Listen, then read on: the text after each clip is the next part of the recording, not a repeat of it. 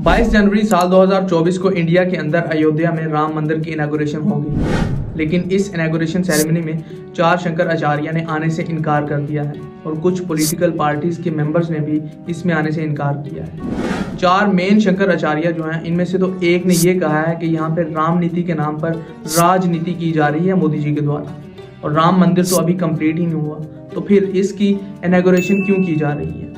क्या 2024 के इलेक्शन में हिंदुओं के इमोशंस के साथ खिलवाड़ करके वोट लिया जाएगा? और इंडिया में तो सियासत का ये लेवल चल रहा है कि सियासत में कौन हिंदू बड़ा है और सियासत में कौन हिंदू छोटा है, ये लेवल चल रहा है इस वक्त इंडिया में सियासत में। राम मंदिर को करोड़ों मुसलमानों की कब्रों के ऊपर बनाया गया है। इन कब्रों में मुसलमानों की लाशें नहीं बल्कि इनके सेंटिमेंट्स, इनके जज्बात, इनके एहसासात दफन हो चुके हैं।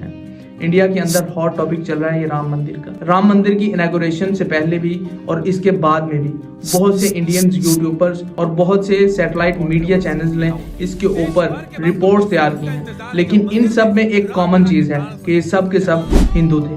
किसी भी मुस्लिम यूट्यूबर ने इसके ऊपर कोई रिपोर्ट तैयार नहीं की। लेकिन दुनिया भर के तमाम रिलीजन्स इस बारे में क्या सोचते हैं? बाबरी मस्जिद को डिमोलिश करने के पीछे जो वजह बताई गई थी, क्या वो सच भी है या नहीं? बाबरी मस्जिद के नीचे राम मंदिर पहले से था भी या नहीं? भगवान राम की जन्मभूमि ये है भी या नहीं? रियलिटी क्या है, आइए जानने की कोशिश करते हैं।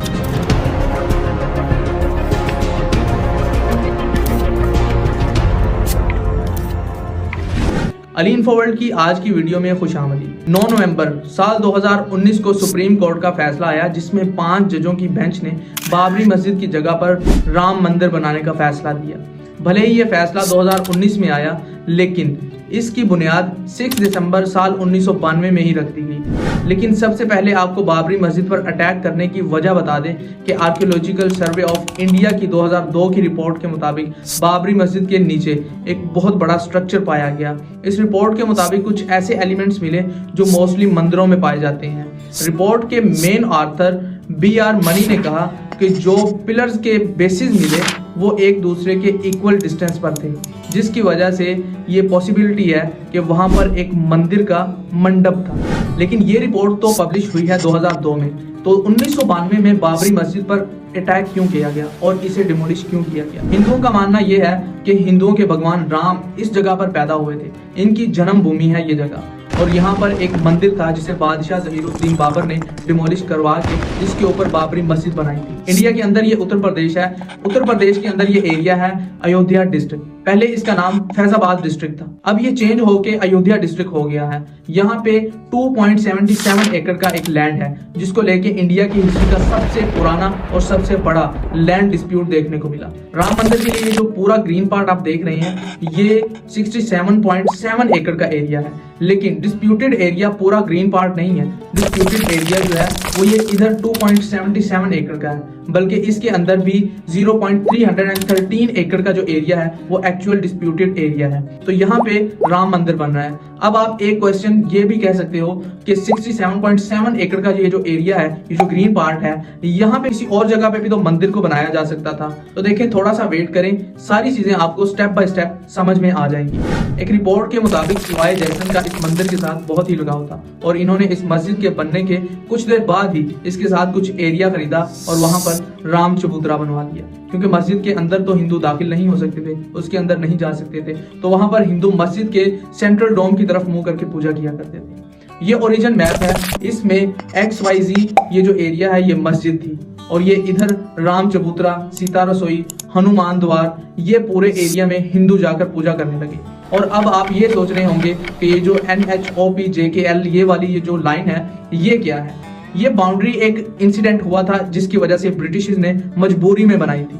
तो यहाँ साल 1833 में ब्रिटिश ने अपने एडमिनिस्ट्रेटर रॉबर्ट मार्टगोमेरी की टीम को अपॉइंट किया और इनसे कहा कि आप इस एरिया का सर्वे करो और ये बताओ कि पहले यहाँ पे क्या था, और एक रिपोर्ट सबमिट करो। इससे रिलेटेड अब मार्टिन अपना सर्वे पूरा करते हैं और 3 पार्ट में अपनी रिपोर्ट बनाते हैं। इसमें मार्टिन ने बताया कि अभी जहाँ पे मस्जिद है इस पे पहले एक मंदिर था और इन्होंने ये कहा कि मंदिर तो था लेकिन मस्जिद जो बनाई गई है वो मंदिर को तोड़ के बनाई गई है या प्लेन जगह पे बनाई गई है, इसके बारे में कुछ एग्जैक्टली कहा नहीं जा सकता। तो कुछ टाइम के बाद हनुमानगढ़ी के साधु कहते हैं कि इस मस्जिद को राम मंदिर तोड़ के बनाया गया है। मस्जिद वाले एरिया को ये लोग कंट्रोल करने के लिए जाते हैं, जिसकी वजह से लड़ाई हो जाती है और ये पहली रिकॉर्डेड लड़ाई थी। इस वजह से हिंदू मुस्लिम टेंशन बढ़ जाती है और आने वाले 2 साल तक हिंदू और मुस्लिम में दंगे फिसाद चलते रहते हैं। एक न्यूज ये भी है कि राम मंदिर को बाबरी मस्जिद की जगह से तकरीबन 3 किलोमीटर दूर बनाया जा रहा है और एक मैप की स्क्रीनशॉट भी बहुत वायरल हुआ, लेकिन ये न्यूज फेक है, ये जल्द ही लोगों को पता चल गया। लेकिन अगर ऐसा था तो फिर सोचने की बात यह है कि फिर इतने दंगे फिसाद क्यों किए गए, बाबरी मस्जिद को गिरा के मुसलमानों के दिलों को क्यों जख्मी किया गया। यहाँ पर मैं आपको एक और चीज बता दूं कि सूफिया मस्जिद, जिसका इस पूरे केस में कहीं पे भी जिक्र ही नहीं किया गया, लेकिन इसका भी इसमें एक मेन रोल है। इसमें बाबरी मस्जिद के हवाले से हिंदुओं के पास तो कोई सबूत नहीं था, लेकिन फिर इसको भी जबरदस्ती डिमोलिश करके इस जगह पर मंदिर बनाया गया। लेकिन सूफिया मस्जिद के बारे में शायद आप नहीं जानते क्योंकि इनका मामला कुछ अलग ही था। जब सुल्तान मोहम्मद फातेह ने इस शहर को विन किया, इस शहर को फतह किया, तो वो ईसाइयों की तरफ से सुलह की पहली रिक्वेस्ट को डिनाई होने के बाद इस जंग को फतह कर लिया था, इस जंग को विन कर लिया था। इस वक्त के कायदों के हिसाब से इन पर कोई पाबंदी आयद नहीं होती थी, कोई कानून लागू नहीं होता था और वो इस कलीसा पर जबरदस्ती कब्जा भी कर सकता था, क्योंकि ये सिर्फ इबादत का नहीं बल्कि अस्करी और सियासी मरकज भी था। लेकिन सुल्तान मोहम्मद फातेह ने इसकी अमाउंट पे करके इसको प्रॉपर तरीके से खरीदा और इसके ऊपर फिर मस्जिद को बनाया गया, जिसका मुआयदा आज भी मौजूद है, वो आप अपनी स्क्रीन पर भी देख सकते हैं। लेकिन मुसलमानों की इन सेंटिमेंट्स और प्रूफ्स को एक तरफ रखें और दूसरी तरफ हिंदुओं के जो मेन 4 शंकराचार्य हैं, ये भी इन चीज पर क्यों एग्री नहीं है और इन्होंने इस सेरेमनी में आने से इनकार कर दिया। इनमें से एक ने तो ये कहा कि मंदिर भगवान का शरीर होता है और जब तक जिस्म के सारे हिस्से मुकम्मल ना हो, शरीर के सारे हिस्से मुकम्मल ना हो, इसके अंदर जान नहीं डाली जा सकती। राम मंदिर को 3 माले में बनाया गया है।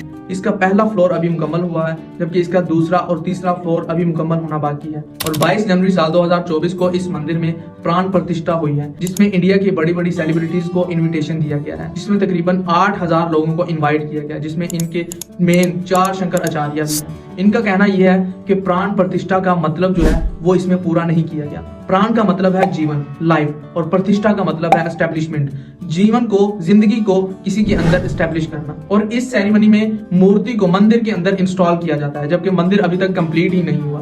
बहुत सी पॉलिटिकल पार्टीज के मेंबर्स को भी इनविटेशन मिला, लेकिन इन्होंने बहुत सी अलग अलग रीजन बताकर रिजेक्ट कर दिया। जैसे कि सीपीआईएम के जनरल सेक्रेटरी सीताराम चौरी ने यह कहा कि religion is a personal choice of everyone. इन्होंने कहा कि ये सब पर्सनल मैटर होता है लोगों का। इन्होंने कहा कि कॉन्स्टिट्यूशन ऑफ इंडिया में लिखा है कि किसी एक पर्टिकुलर रिलीजन से एफिलिएट नहीं हो सकता, और सेक्युलरिज्म की बेस पर इन्होंने इस इनविटेशन को रिजेक्ट किया।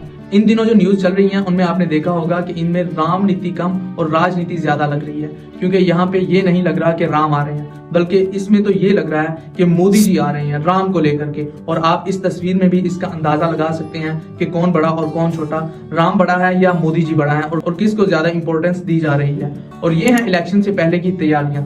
ये एक तरीका है इंडिया की मेजोरिटी को टारगेट करने का, क्योंकि इंडिया के अंदर 80% हिंदू धर्म के लोग हैं।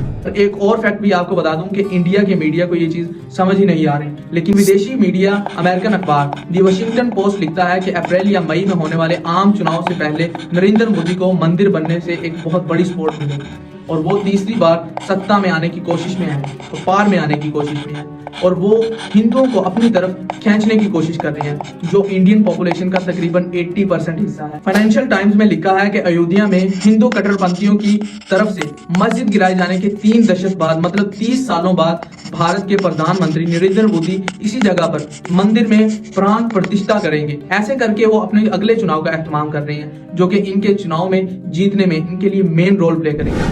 अब इंटरनेशनल मीडिया को तो ये बात समझ में आ रही है, लेकिन इंडियन मीडिया ये बात क्यों नहीं कर रहा, बल्कि जो काम कोई पॉलिटिकल पार्टी करती है वो काम इंडियन मीडिया कर रहा है। वो चिल्ला चिल्ला कर कह रहा है कि मोदी जी राम मंदिर में इनॉग्रेशन के लिए जा रहे हैं, राम मंदिर को बनाने का जो मेन रोल है वो मोदी जी का है। तो इससे ये साबित होता है कि राम मंदिर में राम नहीं बल्कि मोदी जी का मेन रोल है। मोदी जी आ रहे हैं इसलिए वो मंदिर ज्यादा इंपॉर्टेंट है। और इंडिया के एक प्रोमिनेंट यूट्यूबर ध्रुव राठी ने अपनी वीडियो में क्या कहा है, जरा उनकी जुबानी सुनिए। मैं इस मौके का इस्तेमाल करना चाहूंगा इस वीडियो में श्री राम की क्वालिटीज को डिस्कस करने के लिए भी, क्योंकि राम का नाम लेना तो बहुत आसान काम है, लेकिन श्री राम की वैल्यूज और प्रिंसिपल से सीखना और उन्हें अपने ऊपर अप्लाई करना बहुत मुश्किल है। ये सुन के अगर कोई हिंदू मेरी वीडियो देख रहा है तो आप ये सोचिए कि क्या आप अपने ऊपर इन चीजों को अप्लाई कर रहे हैं या नहीं। शंकराचार्य निश्चलंदा सरस्वती ने कहा कि जो सेरेमनी हुई है ये हिंदू धर्म के अकॉर्डिंग नहीं की गई। विधिवत प्रतिष्ठा होनी चाहिए। राम जी को मानते हैं तो राम जी मर्यादा पुरुषोत्तम थे या नहीं, राम जी की प्रतिष्ठा भी शास्त्रीय विधि से होनी चाहिए। और नरेंद्र मोदी एक हिंदू होने के नाते भी इस चीज को अपने ऊपर अप्लाई करनी है या नहीं, ये भी आपने बताना है। और जिस भगवान राम के नाम पर कुछ लोगों ने इस मस्जिद को डिमोलिश करके इसे गिरा के इसके ऊपर मंदिर बनाया है, क्या भगवान राम ने इन्हें ये चीज सिखाई है? क्या भगवान राम की किसी किताब में ये चीज लिखी गई है? किसी एविडेंस के साथ हमें कमेंट सेक्शन में जरूर बताइए। अब बारी आती है personal opinion. Point number 1, Ram मंदिर अगर आपको यहीं बनाना था तो बाबरी मस्जिद के साथ खाली जगह पर भी बनाया जा सकता था और इसे बनाने के लिए बाबरी मस्जिद को डिमोलिश करना जरूरी नहीं था। पॉइंट नंबर 2, आपके पास कोई ऐसा एविडेंस नहीं है जिसके अंदर ये लिखा हो या जिससे ये साबित होता हो कि बाबरी मस्जिद जिस जगह पर मौजूद है इसके नीचे राम भूमि है, जिस जगह पर राम पैदा हुए थे ये वो पॉइंट है। आपके पास इस चीज का कोई सबूत नहीं है। पॉइंट नंबर 3, इंडिया अपने आप को सेकुलर स्टेट डिक्लेयर करता है, लेकिन इस हरकत से पता चलता है कि इंडिया के अंदर कितना सेकुलरिज्म है और माइनॉरिटी को मेजॉरिटी के ऊपर कितनी प्रायोरिटी दी जाती है।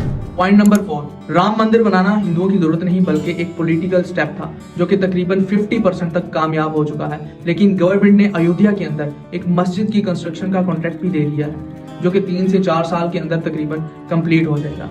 लेकिन इसके ऊपर फिर से मेरा यही सवाल है कि जहां पे अब मंदिर बनाया जा रहा है यहाँ पर पहले से बाबरी मस्जिद मौजूद थी, तो इसे डिमोलिश करना क्या जरूरी था? इसके ऑल्टरनेटिवली किसी और जगह पर भी तो बनाया जा सकता था राम मंदिर को, तो फिर बाबरी मस्जिद को क्यों गिराया गया, क्यों इसे डिमोलिश किया गया? इस सवाल का अगर आपके पास जवाब है तो मुझे कमेंट सेक्शन में जरूर बताइएगा। अब बारी आती है एक्सपर्ट ओपिनियन की, मतलब पब्लिक की। पब्लिक क्या कहती है, पब्लिक क्या राय रखती है इस बारे में कमेंट सेक्शन में जरूर बताइएगा। इसी के साथ मुझे दें इजाजत। Ali Murtaza signing off.